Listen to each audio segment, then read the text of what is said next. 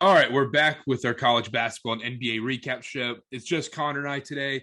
Interview fell through. We'll have that coming back next week. Connor, man, it's been a minute. It has. It has. Happy to be back on here. Going to start back up some interviews next week. Get some more content pumping in through the cast. All right, yeah, let's do it. And the website coming out soon. TBD. TBD, yeah. Let's start this off. Let's do college basketball. Penny Hardaway with possibly the dumbest clip in history. When he goes on to the media, if for people that haven't heard it, let me just play it for you real quick. I think the one thing I can say to this media, because this media gets kind of up sometimes when it comes to me, we don't have our full roster. Y'all know we don't have our full roster. Stop asking me stupid questions about if I feel like I can do something. If I had my roster like they did, then I feel like I can do whatever I want to do. I'm coaching really hard. My boys are playing really hard. I'm not embarrassed about nothing. We have 4 freshmen starting. Y'all need to act like it. Act like we got 17 to 18 and 19-year-olds out here trying to learn how to play against 22, 23, and 24-year-old guys. Come on, man. Stop disrespecting me, bro. Like, don't do that. I work too hard. I work way too hard for that. Y'all write all these articles about me, and all I do is work. We got young kids on the floor. They got young kids on the floor. All right. You go first. All right. So it just feels like Penny Hardaway has not like grasped the idea that he's like a high level D1 college basketball coach. Like, you're going to get ridiculed. You know what that sounds like? What? It sounds like the most prototypical AAU coach. It sounds so AAU. It's like, of course you're going to get ridiculed. You've had the number 1 recruiting class 2 of the last 3 years. And you were talking about, oh, we have like these freshmen playing whatever. It's the number 1 class in the nation. There's no excuse. There's teams everywhere dealing with injuries, COVID, whatever it may be. And what, Memphis is what, 9-8? 9-8. And imagine, because last year, think about when Duke was just getting murdered last year. Duke had one of their like lower ranked recruiting classes. It was still like 3 or 4. They had like Jalen Johnson, Jeremy Roach, and those guys come in. Yeah. And they were getting torched last year. And Duke had a real shot to make the tournament still. Even after, like during ACC play, they still had a real shot to make the tournament. And he's sitting here, don't disrespect me, bro. It's like, when you're that high level of a coach, and like even being Penny Hardaway, like obviously played in the league forever and like very well known, you're gonna get an extra amount of ridicule. And surely he knows that, like going into the job. He was an NBA player with Shaq. He's got to understand that you're gonna get ridiculed by the media, and you can't take it personally. I guess he played when there wasn't social media, but still, he's reading too much into it. And the fact of the matter is, there's no excuse. No, there's no excuse. Yes, and the issue too is he needs to go into that press conference.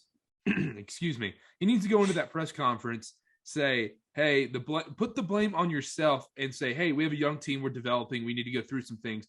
This is on me. We'll work through this. We'll be better. Yep. Just say that, and then you'll have a couple stories written about you, but who cares? Like you're really gonna let the Memphis Chronicle put you down? Yeah, and now with this interview, this is gonna be everywhere. Yeah, he put himself in a worse place.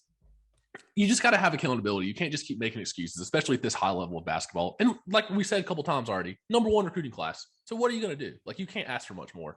There comes a certain point when it comes down to coaching. And just the way he used that language, like, don't disrespect me, bro. I work too hard. It's like, oh yeah, the other 360 plus Division I coaches aren't working hard. Yeah, I agree. They're all probably working the exact same amount of hours as you are. And I think that'll come, like, if he stays at Memphis or wherever it's a head coach, like, I'm sure he'll understand, look back on this and be like, maybe I shouldn't have done that. But like, still, I don't know. You think he'd know better than that? I don't think he'll last. I don't know either. Like, he's a bang up recruiter. Like, he's done a great job recruiting there, but how legitimate is that? Yeah, exactly. But yeah, that's the thing is everybody goes off on Calipari and Coach K. So they're like, oh, they can't even win the title. Mm-hmm. Imagine those years like when Calipari went to the NIT. Oh, yeah. He was getting blasted night after night. You didn't hear him coming to the press conference. Yeah, he probably said some stupid things, but it wasn't to this level where he's like, imagine Calipari or Coach K coming in there. Imagine Coach K walking into a press conference last year after they lose to whoever, Virginia Tech. Yeah. And, bro, I just worked too effing hard. Like, imagine Coach K saying that. He would get destroyed. Any coach would. They deserve it. If you're the number 1 recruiting class, like, If the coach at Siena, who has the 360th ranked recruiting class, like, I don't care what he has to say. He had no expectations going into this year. Shout out Playtech. Yeah, he plays at Siena. It was a random school. I could have said Monmouth, Siena. Monmouth, Walker Miller. How would you want to go play for that? I don't know. And the thing is, like, I'm sure they see Penny Hardaway as a former player, all-star in the NBA, obviously. But I'm still like, I think the jury's still out on like how good of a coach he actually is. Oh, I think the jury's almost coming to a close. I mean, it's not pretty. He hasn't done. I mean, what when you look at their roster and you see what they've done, how can you say he's done a decent job? I agree. I feel like there's so many other people that could have done a better job than he has. Maybe not recruiting, but like imagine giving someone like Wes Miller or Mark Pope or I can't remember the coach of Arizona's name. I'm blanking right now. The former Sean Miller assistant. No, Sean Miller's gone. They got a new guy. Yeah. Imagine giving them the talent that Memphis has. Yeah. Even though they're like, oh, they're young, they're still working hard, bro. Yeah, I agree. It's so stupid, dude. I mean, I lost a lot of respect for Penny Hardaway after seeing that. Yeah, and maybe he'll come out and be like, "Oh, like I was just, in the I'm heat sure of the he moment, will whatever." because I'm sure Memphis PR team is just going after him right now. Like, why on earth are you doing that? Yeah, I agree. All right. Let's move on. I'm done with Penny Hardaway. UNC gets smoked by Miami. I mean, absolutely smoked. And UNC has not beat a single team that's projected to make the tournament. No, I can't even defend anymore. I can't even defend Carolina. I'm like, okay, Carolina bias, obviously you think they will. Like let's get into reality. Do you really think Carolina will make the tournament? I think Carolina will consistently finish the year as a bubble team. And I think if it's between Carolina and another school that doesn't have the name that Carolina does, I think Carolina would get it over that other school. I believe I think the exact same thing. Like there's the last four in, and there was like a couple schools competing. I think Carolina gets one if they're in that position at the end of the year. But I'm not saying it's deserved at all. Yeah, I think Carolina will turn it around and they'll definitely make the tournament. But this Saturday proves everything. But let's talk about that Miami game real quick. They got smoked on every level. From tip-off to the final buzzer, it was a complete and utter just I don't know. I don't even know the worst. I didn't turn on the game until the under 12 timeout, and it was already over. It was already over. I don't understand. It just seems like Carolina comes out flat on these road games. The arena's not packed. Like this Miami, Notre Dame, whatever. Like not many fans in there. A Wednesday night, Tuesday night, whatever it may be. They come out flat, and you can't recover from that. In the ACC this year, there's so many teams that are capable of like pulling upsets or like holding a lead or whatever it may be. There's no like just consistently. There's not too many consistently like garbage teams you can come out flat and still beat. Maybe Georgia Tech, maybe Boston College. Yeah, I was say the early wins because Carolina starts off 4-1, and honestly, I think Virginia can be in that garbage team category. I think they're terrible. Yeah, they're not too good. I don't believe. But yeah, I don't know. It just sucks to see night in and night out an away ACC game. Carolina comes out flat, and they can't get away with that against most teams in the league. But no, they're gonna. I guarantee you, as a Duke fan, they're gonna shoot 50% from three in that first Duke meeting. Oh yeah, even like take out the Carolina bias, whatever it may be. I really genuinely think this Carolina team will beat Duke once. Yeah, no, it's gonna go 1-1. Caleb Love might have 35. You know, it's a crazy thing to think about. There's a real chance it could be Carolina versus Duke on Thursday afternoon of the ACC tournament. That'd be a game to go to. That'd be kind of. It's in Brooklyn. It's in Brooklyn. Yeah, okay, I was looking at that the other day. It is kind of depressing though. Like, yeah. That would be so like Carolina Duke on the Thursday. Yeah, because you like want like that semifinal. It's the Friday night or championship. Yeah, exactly. Usually, I feel like it's Friday night. There hasn't been many times where because the championship was 2011 when Duke smoked them. Well, we were at the semifinal game with Zion and all them in Greensboro, and that was a crazy game. Or in Charlotte. Charlotte. Yeah. Our sweet Greensboro hasn't gotten a real tournament in however long. Hurts. It'll be back. 2023. That's a conversation for another day. But yeah, let's talk UNC Wake. It's nerve-wracking. This game will determine the season, I think, for either team. I think he might be right because if Carolina goes out flat again and loses to Wake on the road, because even though Wake is a top tier ACC team this year, people are still going to be like, "Oh, Carolina can't compete with even like other teams in the ACC. Like, how are they going to compete with people in the tournament? Like, Yeah, exactly. Wake is the real deal though. So as a Carolina fan, like, I'm not expecting. I'm expecting a close game. I'll say that. Yeah, Hubert Davis in his press conference was after Saturday's game saying Armando Bacot's Player of the Year, ACC Player of the Year, Defensive Player of the Year, NBA Finals MVP, Defensive Player NBA. He said Leaky Black was Defensive Player of the Year. See, that's just ridiculous. Like, I'm all for a coach hyping up their players, but at some point you have to be a little realistic. Just say, hey, he's had a great season. Like, I hope he gets in this conversation. Not he is the Defensive Player of the Year. Blah blah blah. There's another way to word that, such as like, oh, he's one of the top defenders in the ACC. Like, he should be in the conversation. He shuts down the opposing team's best player every night. Not he's Defensive Player of the Year. But Alondas Williams is the ACC Player of the Year. I think I can get behind that because he's led Wake. Because Wake had not much expectation coming into the year. No, not at all. I mean, we loved Wake going into this year. We were on that, but it seemed like the vast majority of people talking about ACC basketball neglected to mention Wake Forest at the beginning of the year. No, I truly believe Steve Forbes is a great coach. I agree. And Wake's fun to watch. I mean, I've watched a couple of their games. I mean, hear these stats. He's averaging 20 points a game, 7 rebounds, 5 assists, and shooting almost 55% from the field. That's kind of insane because he has the ball in his hands the majority of the game. He has the ball in his hands almost every play. Good for him. He kind of came out of nowhere, too. I personally did not see that coming. I think he is ACC Player of the Year as much as I want to say Paulo Banchero. I would have said Wendell Moore before the COVID pause, but we'll get into that in a second. Do you think Carolina wins or do you think Wake wins? I think Carolina will squeak one out. I think it'll be close. I think Carolina will have another classic road ACC game start, go down 10, 11 points, battle back, and maybe win by 3 or 4 just because, I don't know, somebody will catch fire. What scares me if I was a Carolina fan is Wake usually wins one of those Carolina-Duke games that, like, the Joel is usually basically empty all year, and then Duke and Carolina come to town. That place is packed. Tie-dye Nation comes out. The motorcycles revving. And Duke smoked them. Duke worked them. I think Wake is going to come out firing in this game. That's what scares me because I lean Carolina. I think Wake will be favored with Vegas. I think it'll be like Wake -2. Yeah. But I lean Carolina because I do like Carolina coming off a big-time loss. I agree. And I feel like Wake doesn't really have anybody to guard Armando Bacot inside. They don't have like that Mark Williams. They don't have, a guy like Walker Kessler or somebody that Auburn has. God, hurts. But yeah, Auburn's good.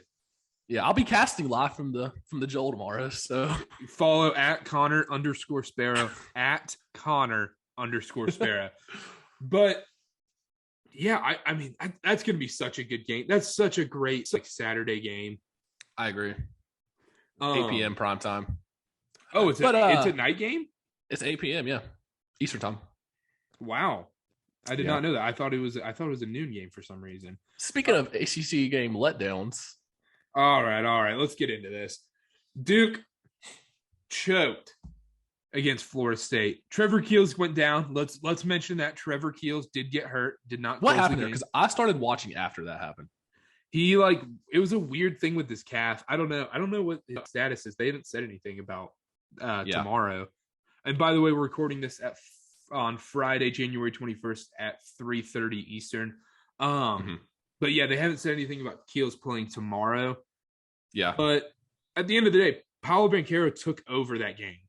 He took over that game at the end. Dominated. They went on that huge run to send it to overtime. Yeah, and then they go up by 2. And that's a tough layup by Florida State. That was so tough. As a Duke team, because people were like, why did Coach K go back to man after he was in zone? I think that was the right call. I think on last plays, I think you do go man. If you're a top 10 team in the country, and if you can't go man in the last play and be like, sit down and guard this player one-on-one for the last 30 seconds of the game and get us a win, then, what are you even doing? I think exactly. Also, if you're playing a 2-3 zone, you're going to try and give up the 3-point ball because the fact that they took it to the last second showed that they're willing to take a buzzer beater. I think they were going to go for a three because I think Leonard Hamilton was like, okay, they're going to come out in his zone. Let's take the 3 ball and let's try and win this game right here because we're probably going to lose in overtime.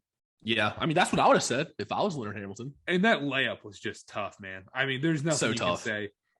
They had 2 guys over him that were like 8 inches taller than him. Just a great layup. Nothing you can say about it. He was going full speed out of bounds, like top of the backboard. Mm-hmm. And then going to OT, back and forth, Duke goes up 1. And then that stupid Jeremy Roach, just stupid flop right there. Yeah. You can't flop at the end of a game like that. Don't force the ref into making a charge call because at the end of the game, they're going to lean towards the block, I feel like. I think so too. And especially in a tight game like that. 11, 12 seconds left. You can't do that. But that's not even the worst thing. The fact that Duke had a timeout, Duke gets the ball. If you didn't watch the game, Duke's down 1, 10 seconds left. Duke brings up the ball, has a timeout. They don't take the timeout. Paulo Banchero is asking for the ball, and Coach K screaming, give Paulo Banchero the ball. And Wendell Moore waves him off, drives down the lane, airballs a floater, Duke loses. And there's been this argument in college basketball forever now. Do you call the timeout? Roy Williams was always famous for never calling a timeout in those situations on a last-second shot because you believe the defense isn't set, you have an advantage, you can go and drive, penetrate, do something like that. When you have a young team, you have to call that timeout. You cannot let that come down to those guys. I know Wendell Moore is a junior, and you can say, well, he has experience. He should have done it. It's still a young team. Call the timeout, set your play, get the ball to your best player to know that he's had a mismatch all night long. You have to call that timeout. If you have a veteran team like a 2010 Duke team, you let them play. You let them go. They're all seniors. Let them run. They know how to attack a defense. They have experience. But when a team is mostly freshmen, you have to call that timeout every single time. And I was going to say, you mentioned Roy Williams, like popularized that, not calling the timeout. If you look at the teams he got popular with that with, it was 05, veteran team, championship team, 08, 09, veteran guys, like 4 or 5 NBA guys on the roster, teams that have played together for 3 or 4 years. With a young 17. team, yeah, exactly. 17 teams that played together for 2, 3, 4 years. You have to call that timeout in that situation. On the road, like, I don't know. Because people are like, oh, it has to be one way or the other. You always call the timeout or you always don't call the timeout. It's situational. It's 100% situational. And it's just, who do you have on the court right now? Do you have somebody that you trust to get to the rim and get a shot without setting up a play? Then okay. Exactly. And I believe you do have that in guys like Paulo Banchero. But when you see that, when you see Wendell Moore wave him off, you call that timeout right there, right then. Yeah. And that's the difference between good and bad coaching. That was a horribly coached game by Coach K. But I'm not too worried about Duke. It's an overreaction. I was pissed off in the moment. I'm not worried about Duke at all. I really do think I think they will be, come tournament time, they will be either 2 or 3 overall in the country. I think Gonzaga stays at that number 1 spot because I think they may lose one game in the West Coast Conference, whether that's to San Francisco or BYU. Yeah. But I think I really do think Duke will end up finishing 2nd or 3rd overall and have a couple of those top teams I can easily see falling off because earlier like a month ago on the podcast we were talking about how good Purdue was and how good we thought they were going to be. Purdue looks terrible now. Yeah, I don't understand how that's happening. They're consistently in these tight games that they should lose, and they actually lost a couple of them. The thing is, people overreact way too much about January college basketball. And I want to bring this up. Let's talk about Gonzaga real quick. Yeah. I think Gonzaga is peaking at the wrong time. I agree, because they're going to get all this confidence and be like, oh. And they did this last year, too. They're peaking at the wrong time. Yeah, I agree. And just these top teams, these January games, I do agree with what you said about people overreacting. Because come tournament time, it's a clean slate. Once you're in the tournament, it's a clean slate. So Purdue will be fine. Gonzaga will be fine. But, what scares me about Gonzaga, what I really do think they might win the title, is there's always, a weird little storyline whenever teams win the title. And they have that storyline like how the 2017 Carolina team did. They lost in the year before. They lost in the championship year before. And it's the revenge year and all this crap. Drew Timme comes back to school to win a title. I feel like that's why Gonzaga will actually win it this year. Yeah, that would be a huge story. Every year, Virginia, when Virginia lost that first round game. Yep. And revenge year, go back and they win the title. Duke 2014 loses to Mercer. Next year goes back, wins the title. Mm-hmm. Carolina makes the Final Four in 08, returns everybody, even though they all could have gone pro. 09 wins the title. Yep. Yeah, there always is something, it seems like. That's what scares me. But I really do think if it comes down to Duke Gonzaga again, I like Duke matched up against Gonzaga. I think I would too. But the Duke has to make it to that point. I feel like Duke is one of those teams, if they make it that far, they would be one of the favorites to win. But they're also one of those teams very susceptible to getting upset in the second round. Oh, they could easily lose to a 9 seed. I agree. At the game, because I think the tournament's in Greenville, South Carolina. Yeah. Just it's going to be well, luckily this time, unlike 2017, when the NCAA tournament committee decides to put South Carolina in their home arena in South Carolina to go against Duke. Whatever. And then also, you won't have Carolina fans at this game either, so it won't be a road game for Duke. But yeah, it won't be the same because you see those games like Duke. They struggle when it's all these teams, the young teams really struggle when it's kind of a dead game. I agree. But and Duke is like one of those young teams, if they get rattled, they could easily give up a 10-0 run, 12-0 run, whatever it may be. Absolutely. I think it's them against Gonzaga to win the title. Everyone's That's like fair. Arizona, Auburn. I really do think it's weird. I was looking at the odds the other day. Auburn is 20-1, 20-1 to win the title. That's pretty good value, if you ask me. Ohio State is 10-1. I don't get that. That makes no sense to me. I don't understand that at all. Ohio State's ranked what? 19? Yeah, 19. Yeah. What? That's a little outlandish. But biggest nose. So are you going to make the trip to Dayton when Carolina plays in the first four? We'll see that, or like wherever the NIT is. I'll have to do some soul searching and see what I'm doing at that point. They lost to Radford, right, in the tournament in the NIT. Was it Radford? No, I don't know what you're talking about. Nope. Yeah, I think it was. It was either Radford or Dayton. I always get those mixed up. I think it was Radford because I remember that. I'm about to look. Because that was 2010 because Duke won the tournament that same year. What a year. What a great year 2010 was. I blocked that year from my mind. That was horrible. That's every fan base does that. As Panther fans, we'll be doing that next year when this new regime comes in with Ben McAdoo. I can't wait for that. I've blocked out the last 2 to 3 years of Panther football, honestly. Oh, yeah. In that 2010 year for Carolina, it was the year after we won the title and everybody left. It was the classic not rebuild, but retool, I guess, year. The Ware twins were there. 2016 Duke's kind of a blockout year, too. Yeah, even though they still made the Sweet 16. Yeah. Travis and David Ware were at Carolina, Larry Drew. Oh, God. Yeah. And last year's Duke team, I'm COVID doesn't count. Kind of block out year. Carolina, 2019. The 2019-2020 Carolina team, every Carolina fan blocks out. They're like, oh, yeah, we lost that game?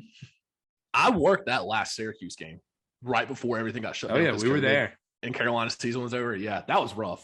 Every Carolina fan before that game started, oh, we're going to make a run. We're going to win 5 straight in the ACC tournament and then just get smoked by Syracuse, and then the world ended. I was one of those players. Or not players, Scott. I was one of those people who was like, we can make a run, make the tournament, and then win a couple games in the NCAA tournament. No. All right, let's move on to the NBA. Hornets are looking awesome right now. They are, and we called this. We said they were going to go on a huge run mid-season. And sure enough, we're 5-6 games above 500 now. And also, it's because we've been having a home stretch. They had a brutal first half of the season, if you look at it. They had so many road trips. Eric and Dell were talking about that on one of the older broadcasts I watched a couple weeks ago. They were like, the first half of the season, the Hornets had all these road trips and everything. But the majority of this second half of the season is at the Spectrum Center. And it makes a difference. And the Spectrum Center has been a huge advantage. It has, because even on these weeknight games against weird teams, it's still pretty full. It's still pretty full and still loud. I agree. I wonder if Eric kind of messes with us with that because how loud he is. You think maybe he brings the energy a little more? No, I haven't been to a game at the Spectrum Center, so I can't say. Yeah, I got to say, was the Suns game dead, or was it just dead from the start because it was over? Okay, so I expected more from the Suns game. I thought it'd be crowded. it was a Sunday night game, sure, but it was the Suns, one of the best teams in the league. I was like, surely this place will be packed. It wasn't. Really? I think the game against the Pistons, I guess the Bucks, obviously, those games were more crowded. Obviously, the Warriors was a lot more crowded, but the Suns game was kind of dead. That's kind of weird. And Sunday night's a weird NBA night, though. it is. And it didn't help the Hornets went down by 30 in the second quarter. Obviously, it was going to stay dead after that. People started leaving. But, yeah, I really did expect more from that game fan-wise. But other than that, I think that was an outlier. For the most part, the Spectrum Center has been a huge advantage. I mean, winning back-to-back against the Bucks, beating the Sixers, and then always a classic letdown spot. I did not watch that Magic game, and I'm glad I didn't. Yeah, it was bad. That was a horrendous loss, but you know what though? We beat the Celtics on national TV at Boston. Yeah, but then tonight we played the Oklahoma City Thunder at home. That's another letdown spot. Another letdown spot. Lou Dort might have 40. We are 8.5-point favorites. I saw that. Let me see here. Go to this. This is one of those classic games where like Shai Gilgeous-Alexander or Lou Dort hits like 8 or 9 threes, and then we just blow it in the fourth. Josh Giddey has a 20-point triple-double. Let me see here. So the Hornets are 7th in the East right now, 2 games behind the Cavs. Mm-hmm. I actually really like the Hornets to make that jump over the Cavs. I don't know. Darius Garland is playing out of his mind right now.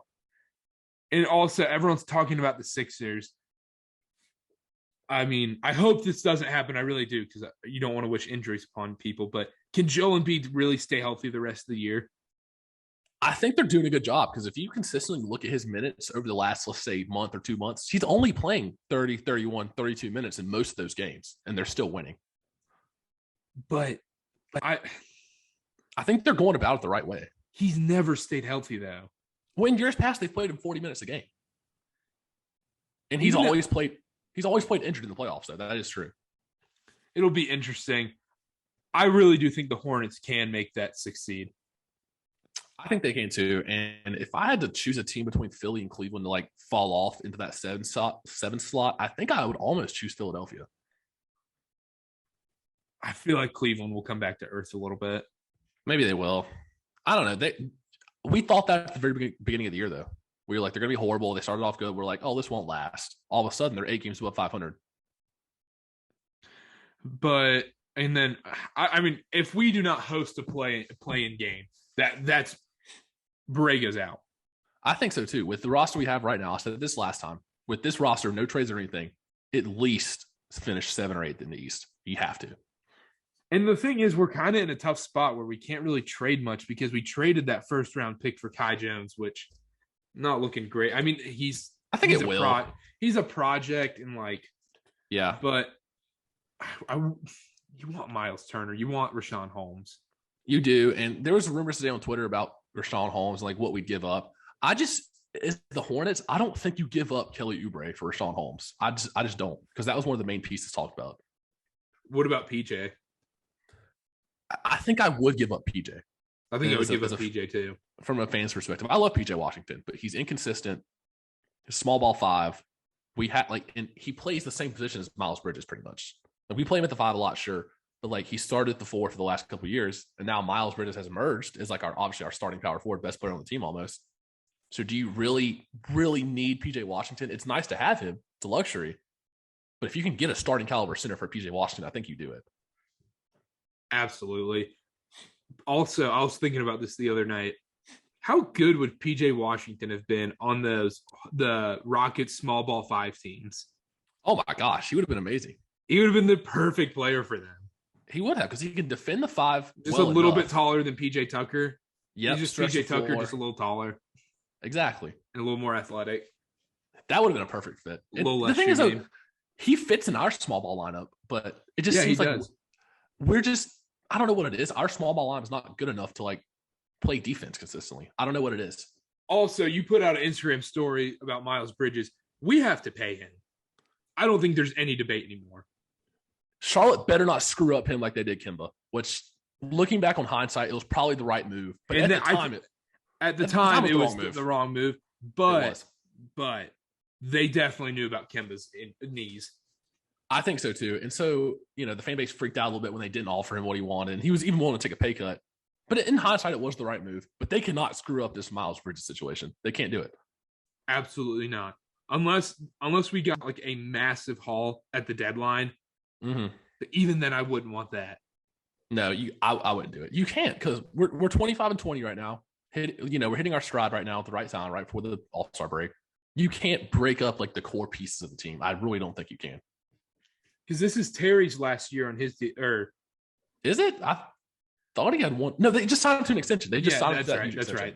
Yeah. This is the last one on the 3-year 60 then. Yeah. Yeah, okay. But they signed that huge extension in the offseason. Man, I really do think the Hornets get to that 6th seed. I think so too. I really do. Because like we were talking about, the back half of the schedule was significantly easier. I mean, the schedule coming up is so favorable for them. Thunder, Hawks, Raptors, Pacers, Lakers, Clippers. That realistically, if they don't go 4-2, that's a disappointment. I was going to say 4-2 and hopefully 5-1. Yeah, I think if you lose to the Lakers or you have a letdown spot somewhere else. Yeah, I think the Lakers is one of those games where they're struggling right now, but they'll come out and beat the brakes off of us. And and the Thunder tonight. God, the Hornets need to beat the Thunder tonight because that's a classic, another letdown spot. And like going into March, they have the Cavs, Spurs, Nets, Celtics, Pelicans, Thunder, Hawks. There's not many above 500 teams left on this schedule. No, there's not. There really isn't. I mean, I really, really. The issue is not necessarily like getting that 6th seed. That's obviously important because you don't want to play in the play-in games. Mm-hmm. But matchup wise, I was gonna say, what I'm terrified of is us being in the play-in tournament, hosting a play-in game like we said, 7 or 8, whatever, and playing the Hawks because we will get beat. Well, not even that. Let's say if we make the playoffs, who's the team you want to play against? I think okay. I don't want to play them. I think the number one team I don't want to play is honestly the Chicago Bulls. Yep, I agree. I was going to say either Heat or Bucks. I think we match up well with the Bucks. I don't know what it is. We always play the Bucks very closely. And if we're going to steal a first-round series from a top 4 team, it's going to be Milwaukee. I really, honest to God, think that. I don't think we would steal it from the Brooklyn Nets. No. But I think we can steal a couple games. I think no matter what, if we get into the playoffs, I think we'll win 2 games in the first round. I don't know about the Bulls. The Bulls have the Hornets number. But they don't. They might have the Hornets number. They don't have the playoff experience, which we don't either, but still. I don't know. I'm not too sold on the Bulls. We'll see. All right, well, let's move on from the Hornets. Good job by them. Yeah. Lakers. It just gets weirder and weirder with the Lakers. Now they're trying to put LeBron, a classic LeBron, throwing Frank Vogel as the scapegoat. I agree. And Vogel benched Russell Westbrook. Apparently got approval from like upper management to do it, whatever. Westbrook said he was surprised, but he was more. Is upper management LeBron? I think Vogel doesn't know it is, but like LeBron talks to them and then they're like, all right, Frank, like blah, blah, blah. This. They just have like Rob Pelinka is just a middleman for him and LeBron. Yeah, like LeBron's like the guy like behind the screen with like the voice changer, like telling them what to do, and they don't know who it is. Let me see here. Because I sent you the tweet from Sam Quinn. He tweeted out Lakers with Russell Westbrook on the court in fourth quarters, 342 minutes. His plus minus, their plus minus minus 34. Lakers with Russell Westbrook off the court in fourth quarters, 198 minutes plus 50. Is that what it was? Yes. Golly. That's insane. Because you think you signed him and like people are like, oh, big 3, like he's one of the. Oh man, I don't know. I don't get it because he just doesn't fit there. It was never a good fit. People, I've seen some people talk about how like, oh, like fit doesn't matter. Like if you have the right players, like they'll figure it out. No, this is not working. No, in no way, shape, or form is it working. And also, I mean, Anthony Davis isn't playing or whatever. But even when he is back, it looks like he just doesn't care about basketball. That his jumper is gone. He used to be a legitimate like 3-point threat the last couple years for the Lakers. Like, oh, like not sniper, but like you have to step out and put a hand up and guard him. He's shooting like what, under 20% from 3 when he played this year? I believe that's what it was, but I think it was under 20. It was the worst percentage in the league for people that qualified. I remember that for a while, which is unbelievable to me. Anthony Davis, 3-point percentage, 17.9%. Yeah, that's what I thought. It's the worst in the league among people who qualify, which is unbelievable. Yeah, I love watching this, dude. Screw the Lakers and screw LeBron. You think so? I don't know. I mean, No, I like Malik Monk though. no. I'm tired of watching the Lakers. I'm tired. I don't have fun watching LeBron. You know who I have fun watching is the Warriors. Yeah. Like, I have way more fun watching the Nuggets than I do LeBron. Did you have fun watching the Warriors-Pacers game last night? That was fun? So tragic. Pacers without 4 of their 5 starters. I hate the Pacers too. Shout out Trent. Pacers stealing coins. Yes, yeah. Shout out Book It with Trent. The Pacers just constantly steal people's money. Whatever you think you're gonna, 17-point underdogs. They were 17-point underdogs. Or 16. It was 16 or 17 or something like that. It was like the largest upset in a while. I went to the Jazz Pacers game. Jazz were like 11.5-point favorites. Pacers win by 11 because there was a fight in the fourth quarter between Rudy Gobert and Miles Turner. Yeah. Well, last night the Pacers were down 4 starters playing the Warriors. Curry has 39 points. Yeah, Wiggins kind of disappeared last night. Clay still hadn't figured out his shooting yet, which he will, but he took 17 shots in like 20 minutes. I think that's hilarious. But yeah, shout out to Trent because the Pacers are the worst team to bet on in sports. Because I agree. When you think you're like, oh, dude, they'll beat the Thunder, then they get waxed by the Thunder. Then you're like, oh, they're playing against the Warriors tonight. They're gonna beat the Warriors. Yeah, it's unbelievable. It's kind of crazy to watch. That's another team. I don't think the Pacers will end up making any form of like play-in tournament or anything. They would beat us again this year. I really think that.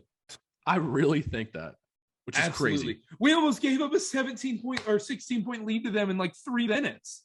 Yeah, that was unbelievable. Back to the Lakers though. It is so funny watching this dysfunction from the Lakers. I love it. I don't like watching them. I don't like the Lakers. Why do the Lakers deserve a good team? Why not Charlotte? Oh, I agree with that. It's going to be one of those things where the Lakers like sneak into the playoffs like they did last year. And the thing is, let's be honest here. LeBron's doing all. He's the one who approved the Russell Westbrook trade. No way they make that trade without LeBron's approval. Oh no, they 100% consulted him about that. And he created his own demise. We were way off because like on our podcast, we talked about how Westbrook was like perfect for like winning those regular season games to keep them a good seed. Like yeah, it's trying hard in the regular season. LeBron is putting that team on his back right now, which is unbelievable. It's kind of sad. I mean, it's kind of sad to watch how truly bad it is. That Westbrook low light video from the first half of the year was like 3 minutes long. It was shocking. I did not realize that there was that many plays that were horrible. Him just like losing the ball. I don't even know.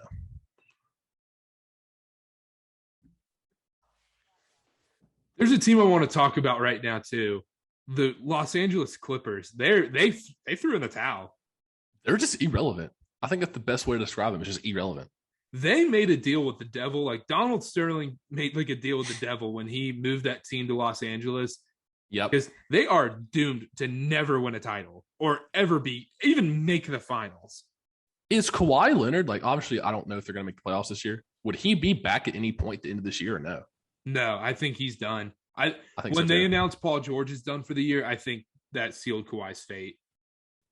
They said Paul George was done for the year? I believe so, yeah. I think I missed that. I saw they announced he was going to like remain out for indefinitely. I didn't know if it was the rest of the year, though.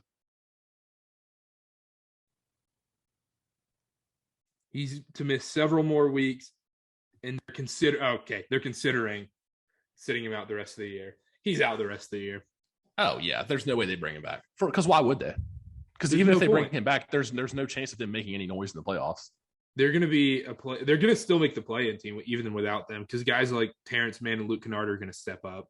Reggie Jackson. Yeah, they're going to make the play-in. That's another thing we need to talk about. The West playoff teams are already set. The Clippers are just such a weird. Sorry to real quick. They're such a weird like hodgepodge of players. You have like veterans like Ibaka, Nick Batum, and then you have like Reggie Jackson, Terrence Mann, like Brandon Boston who's getting minutes now. Like Marcus Morris is still on the team. Like it's just the weirdest team. I don't know. It's just weird. It is a weird team, but like I kind of like them better without Kawhi and Paul George because they're gonna play. You know, they're just gonna play hard every night and beat teams they shouldn't. I agree. They're one of those teams like, oh, like this is a letdown spot. The Clippers are gonna come in and beat us. But yeah, I think the West is pretty much set. I don't know though. I feel like the Blazers could really drop out. Well, that's what I'm saying. Like, I'm saying 1 through 8 will be the playoffs. Oh yeah. You think not the exact seeding, but I'm saying these 8 playoff teams I think are going to be the 8. You think the Timberwolves will be one of the 8? I really do. The Trailblazers have put the towel in for the rest of the year.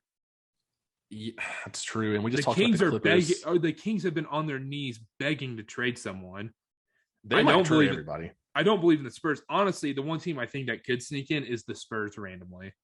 Yeah, that's what I was going to say. If they sneak into the play-in tournament, they could pull off a win against like the Clippers or whoever, maybe the Timberwolves. They could beat the Timberwolves. Pelicans are toast. There's no way Zion's playing this year. He's plotting his escape to New York. That's a horrible story. I feel bad. I don't feel bad at all. The Pelicans misused him. They did screw him. The Thunder and Rockets are obviously started their tank like 4 months ago, or 3 years ago. The Thunder are going to win tonight against the Hornets. So exactly. Let's go back here. But yeah, 1 through 8: Suns, Warriors, Grizzlies, Jazz, Mavericks, Nuggets, Timberwolves, Lakers. I think that's the playoffs. I think 7 out of 8 of those teams will be in. I don't know about the Timberwolves. Maybe. You think the Clippers would jump them? I think if they played in the play-in tournament, I think the Clippers or the Spurs could both easily beat the Timberwolves. But then whoever that last team is will get swept. Man, the Lakers are the 8th seed. You know, it's going to be that class. It's going to be that classic. Oh, Lakers, like they're 7 or 8 seed. Like they have a real chance to upset this team in the first round, and they lose 4-1. The Nuggets might drop to the play-in too, but the way Jokic is playing, they're wasting it. Like, I know it's not their fault. Jamal Murray's hurt and Michael Porter got hurt, but it just hurts to see like the talent they have around him right now. And the fact that he had a 49-point triple-double. That pass to Aaron Gordon was unbelievable. He's the best player in basketball. I think so too. Skill wise, just the way the game is played, everything. He's the best player. He's the best player in basketball. There's no debate. If you have not watched the NBA, you'd say Kevin Durant, all this. If you've watched the NBA, even just periodically throughout the year, and you're like, you catch Nuggets games, he's the best player, dude. The most skill in the league, not even close. Imagine any of these other guys walking into this Nuggets team and putting them in the position that they are. I mean, that team stinks. Yeah. Let me go back here. Also, all right, a couple more things. I did want to talk. Let's talk about this first, and then we'll end on the Celtics. Okay. Who's winning MVP? Because I think Curry's done. I think so too, but he's still one of the favorites on the book, right? I'll look. I'm sure he's top 4. He's probably 2 or 3. I think I see Bo tweeted out. He was still I think he was still the favorite like last week to win MVP. Because it's all just like the media narrative, which it is. And I don't think Giannis is going to win it again. I don't either, especially if they finish like 3-4 in the East. Durant getting hurt, I think, kind of screwed his chances. I really do think it should be Jokic. I think so too. And the only argument you can make against him is like team success. And that's not his fault. He's doing everything he can. They're still a 6 seed. With the roster they have, they're still like above where I would think they would be. Will Barton and Aaron Gordon are the 2-3 options. Yeah, and that just is gross. Monte Morris is the second leading scorer half the time. Let's look at the futures. Double checking here. Just one moment. The Hornets to win the Southeast Division is plus 1,000. Might need to go place a small wager. Curry's the favorite. I thought so. I thought he was still the favorite. Yeah. Plus 160. Giannis is plus 275. Jokic is 6-1, and Embiid is 8-1.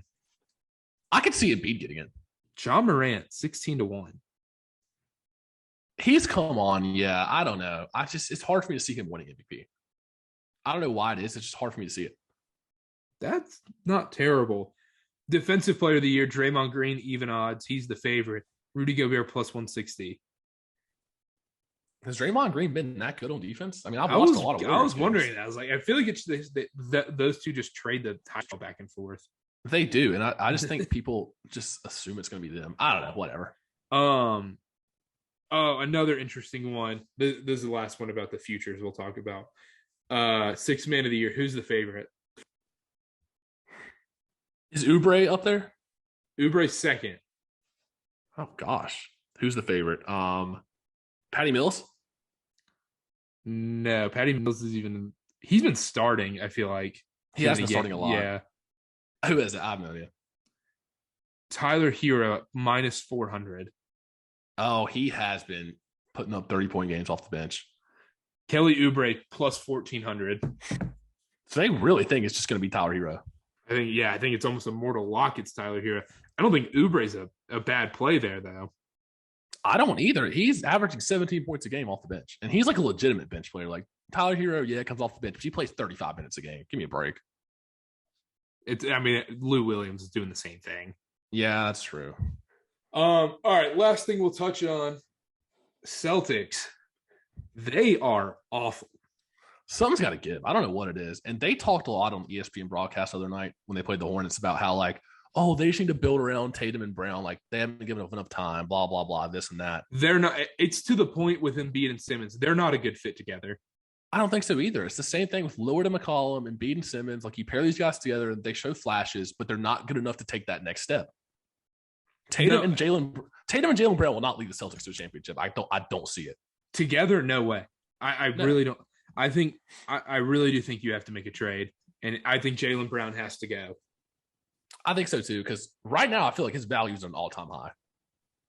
Yeah, I would be shopping around like crazy. That's one of those things.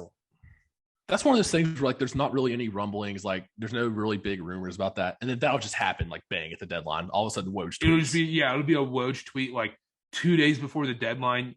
You check your phone, it's like 1:30 in the afternoon. It's like Jaylen Brown's on the Timberwolves. Yeah, Jaylen Brown just got traded for CJ McCollum and Nefri Simons. I would not do that if I was the Celtics. No, I don't know. Simons pretty good this year, though. The thing is, would you take Ben Simmons? If you're I think if you're the Sixers, yes, and you don't even think twice. If you're the Celtics, if you're the Sixers, you get any all-star caliber player, you say yes. Yeah, don't even think about it. The Celtics, I don't know. I feel like that wouldn't be horrible. If they got Ben Simmons plus, I don't want to say like Tybal, but maybe like plus, I don't know, like a decent player in return, like Shake Milton, Tyrese Maxey. I don't know. That might be too much. Who knows? I don't know, but they have to make some drastic changes in Boston. I agree, because they just looked horrible. They just don't mesh well together. They don't have that lineup that meshes. They have Schroeder, Josh Richardson. Like, none of those guys play well with them. Literally what their offense is kind of like how the Nets are, where it's like, all right, it's take your turn, guys. It's like, all right, it's your turn to shoot, Kevin Durant. It's your turn to shoot, Kyrie Irving. It's your turn to shoot, James Harden. Here's your one time to shoot, Joe Harris. That's how the Celtics are. It's like, all right, Tatum's turn, the Jaylen Brown's turn. The thing is, those guys are just flat out not good enough to play that way. And they have no bench. They don't. Zero. They have no bench. Think about this. When Marcus Smart comes – I was going to say when Marcus Smart comes back, Dennis Schroeder will go back to the bench. And that's like their only scoring option off the bench, because Pritchard, Nesmith, Romeo Langford, all these guys, they don't do anything. It's honestly what it is. You look at the box score, and they play 12 minutes a game, and they're all like a combined over 8. That's always what it is. Dennis Schroeder turning down that extension from the Lakers, probably one of the dumbest moves I've ever seen in NBA history. Speaking of that, do you think the Lakers would be better off with Schroeder there instead of Westbrook? Because I'm thinking yes. The thing is, I say yes because I don't think they could be any worse than they are right now. I agree. I think Schroeder, I think Quinn Cook could be playing in Westbrook's minutes, and I think they would still be the 8th seed in the West. I think so too. I think that's a good take. Like, you could place any NBA caliber point guard where Russell Westbrook is playing right now and give him the minutes they're getting, and I believe they would still be the 8th seed. Because the highs that you get from Russell Westbrook, it doesn't outweigh the lows you get from him enough. Jeremy Pargo or Russell Westbrook. That this could go on for 3 hours if we start doing Luke Ridnour trades. Yeah, for real. But anything else in the NBA? I think that's about all I want to talk about. We hit on most of the major points. Trade deadline's coming up. We'll talk about that in future shows for sure. More rumors are going to start swirling around. Yeah, maybe. Yeah, we'll do a good trade deadline show. We'll have a guest on. Maybe have Bo back on. Yeah, we could grade, the trades maybe every trade that happens. I hope the Hornets do get a big man though. When last thing about the Hornets, when they said Del Curry said on the broadcast against the Celtics, because I didn't watch the ESPN broadcast because I'm not a trader. I was just curious to see how they talk about the Hornets, and it was about exactly what I expected. Trader. It's fine. You left Eric and Dell. I love Doris. Use every single minute you have. Cherish every single minute you have with Eric, because he is for sure going to get bought out big time in the next 2 to 3 years and go to TNT. You're probably right. Gosh, that hurts. What were you going to say, though? But anyhow, when Del Curry, he was like, yeah, when Mason Plumlee gets that ball, all 4 guys on the court trust him when he gets that ball. It's like, do they? No, they don't. And Doris said something similar. Doris Burke was like, yeah, Plumlee's just been a consistent factor on defense like that. He holds down the defensive unit. You can trust him. I'm like, have you watched a single game? I was like, defensively, we are no better than we were with Bismack Biyombo. No, Plumlee is literally, not to get on a rant real quick, people drive in, he just swats down. He just hacks, does the taco. He doesn't even try to block him. No, he does. He just grabs him. He does the 45-year-old overweight dude at pickup basketball that a young 18-year-old's coming down the lane. He's like, F this, and just smacks him. Literally. I would love to see, if he played 30 minutes a game, I don't think he'd get there. If he played as much as he could, he'd foul out in 20 minutes. I really do think. All right, that's it for us. Make sure to check out the TikTok at CarterCast. Check out the YouTube page, CarterCast, subscribe. And make sure to subscribe to the podcast, rate, review, do what you got to do. Follow us on Twitter at Connor_Sparrow and at CarterB8. The website will be coming soon. Exciting stuff planned ahead. Connor, anything else? Nah, thanks for tuning in. We'll be back. Another basketball show next week. Talk about everything that's happening. Yep. We'll have our episodes coming out Tuesdays and Fridays again. Once again, Tuesdays, NFL college football. Fridays, NBA college basketball. And we will see y'all Tuesday. Bye.